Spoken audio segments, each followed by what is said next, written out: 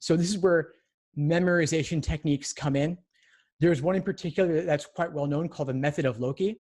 This is where you hear the things like the memory palace, where people visualize things in a room and associate them with whatever it is they want to memorize.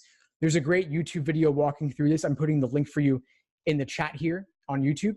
And then there's a great book called Moonwalking with Einstein, where a famous author actually trained himself. He was just an ordinary journalist, trained himself to memorize things.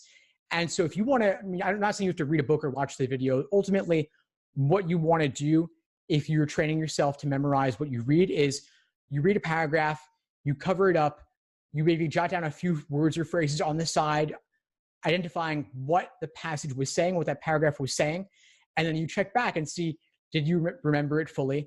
Did you remember it correctly? Did you comprehend what you were reading?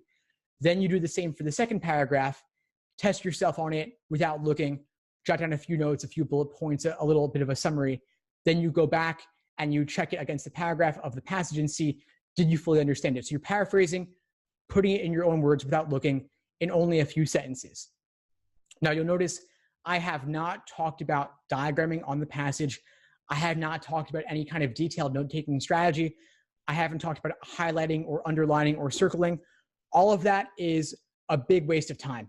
Now, on the LSAT, you're going to see that they have all these functionalities, all these features that allow you to highlight and underline and such.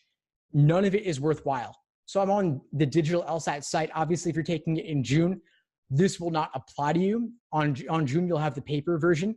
But still, I find the students who do the best on the LSAT, even on paper, they mark very little or not at all. It takes time to write things down.